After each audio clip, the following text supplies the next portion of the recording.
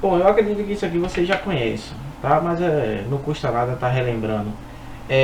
Você pode estar passando, se você tem um Smart TV em casa, você pode estar retransmitindo aquilo que você vê no seu celular diretamente no smartphone, tá? Isso ajuda até nos seus estudos. A partir do aplicativo YouTube, você vai ver esse sinalzinho aqui, que é o sinalzinho de transmitir. Primeiro detalhe, a TV e o celular precisam estar na mesma rede, ou seja, no mesmo Wi-Fi, certo? Para dar acesso. Depois que você abrir o YouTube e selecionar o vídeo para você estar estudando, você pode apertar nesse botãozinho que vai ter lá transmitir, e aí você seleciona a sua TV lá. Provavelmente, se tiver só uma, vai ter uma única opção, e aí você consegue transmitir o vídeo que você está vendo, que é mais fácil procurar, obviamente, no celular do que estar digitando às vezes no próprio controle remoto, para passar para os celulares ou para passar para a Smart TV. Então aproveite essa dica para você estudar melhor, no ângulo melhor, ver os exercícios de outra forma, para você, beleza? Então fica aí essa dica. Lembre-se, abre o YouTube, o smartphone precisa estar na mesma rede da TV, tá? No mesmo Wi-Fi. E você, depois de selecionar o vídeo, aperta esse botãozinho aqui, certo? Reproduzir, para reproduzir o vídeo direto do smartphone.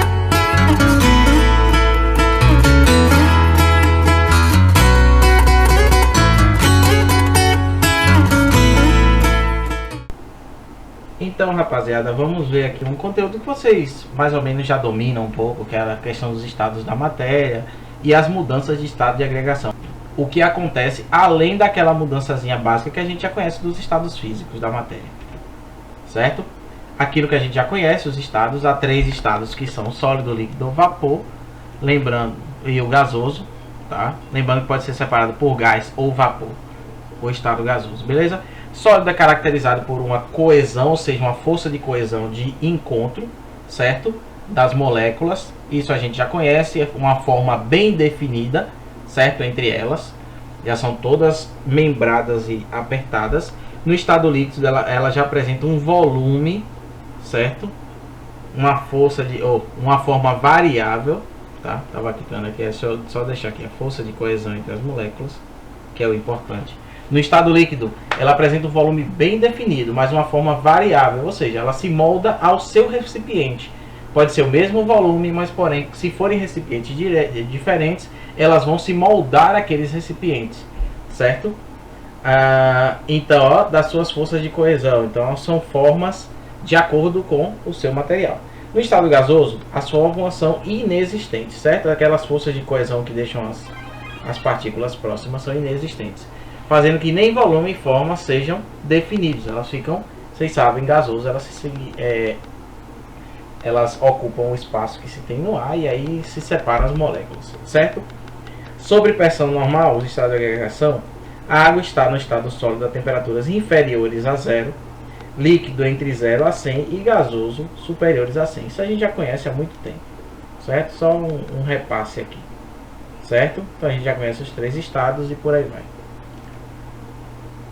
certo? Mudando condições de pressão e temperatura, também muda-se o estado físico da matéria, tá? Isso a gente já conhece: sublimação, fusão sólido para líquido, vaporização líquido para gasoso, condensação gasoso para líquido, solidificação líquido para sólido, sublimação direto do gasoso para o sólido ou vice-versa. Se é direta, sólido para o gasoso; se é inversa, gasoso para o sólido. Falando um pouquinho da curva de aquecimento, isso eu até dei uns exemplos na sala quanto a isso, certo? Vamos pensar no recipiente, tá? Um êmbolo, tá? Que envolve livremente um termômetro e ele marca menos 20 graus sob uma pressão normal. Se o sistema for colocado na presença de uma fonte térmica, certo? Obteremos um gráfico igual à figura abaixo, no qual a gente representa as ordenadas de graus Celsius e a quantidade de calor absorvido. Vamos pensar aqui, deixa eu até mudar a cor aqui da caneta. Ó, esse material estava a menos 20 graus Celsius, tá aqui. A partir do momento que ela vai recebendo calor, obviamente a temperatura vai aumentando. Só que acontece uma coisa que é chamada, a gente já viu isso, que é chamado calor latente, certo? Nessa reta, ela tem 5 inclinações, tá vendo? Aí vamos perceber, A, B, C, D, E. Já identificamos aqui, A, B, C, D, E. Beleza. Nas etapas A, que é o aquecimento do gelo, etapa C, aquecimento da água líquida, e a etapa E, aquecimento do vapor d'água, a temperatura aumenta à medida que o sistema recebe calor, certo? Esse calor, nesses intervalos, ele recebeu calor sensível. Gravem esse nome, calor sensível. Calor sensível é o calor que, quando trocado com o sistema, ele acarreta variação de temperatura. Calor sensível é ligado diretamente à temperatura. Aumentou a temperatura, aumenta o calor sensível. Gravem isso, certo? Eu vou até fazer uma diagramação aqui com os dois, para vocês lembrarem. Falou em calor sensível, falou em temperatura. São os dois ligados diretamente. Nas etapas B e D, vamos voltar lá para a gente ver B e D, ó. B e D, certo? O sistema recebeu calor, mas sua temperatura permaneceu constante, ó. No gráfico você vê que ele fica no mesmo lugar, ó. Não aumenta a temperatura, aumenta apenas a quantidade de calor. Mas ela, ó, ficou em 100 o tempo todo, tá vendo? Não mudou de temperatura, assim como E, como C, como A, tá? Vamos lá. Esse sistema recebeu calor, mas sua temperatura permaneceu constante, certo? Essas etapas são representadas por retas paralelas. Vimos aqui as retas aqui e a outra reta lá embaixo. Verifica-se também que durante os intervalos houve-se mudanças de estado. Eu falei isso até na sala. Eu falei que a questão do gelo derreter, mesmo ali derretido aquele gelo, todo ele está numa temperatura de 0 grau ainda, até derreter o último pedacinho de gelo. É aqui que a gente entra com aquela parte lá. Na etapa B ocorre a fusão, onde o gelo se transforma em água líquida. Na D, a vaporização, certo? O calor que o sistema recebe durante a mudança de estado é denominado de calor latente. Durante a mudança de estado, aumentou o calor sensível, mudou a temperatura latente, certo? O calor latente ele é característico de cada substância, ou seja, cada substância tem um determinado tempo e a quantidade de calor suficiente para mudar a sua temperatura.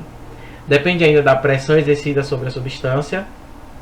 Por exemplo, para a água, a pressão normal, o calor latente de fusão e o calor latente de vaporização valem, ou seja, o calor latente de fusão 80 calorias por grama e o calor latente da vaporização 540 gramas por caloria, certo? Cada um tem a sua quantidade.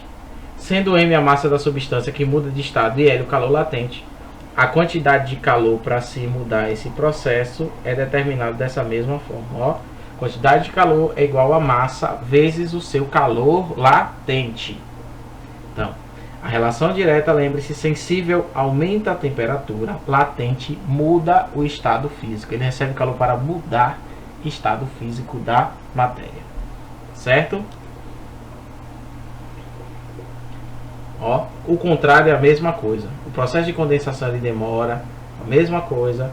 Processo de solidificação, a mesma coisa. Ó, a única coisa que muda são os valores que eles se tornam negativos. Beleza? Então vou deixar esses exercícios aí para vocês já começarem a praticar. Qualquer dúvida, entre em contato. Valeu, um abraço.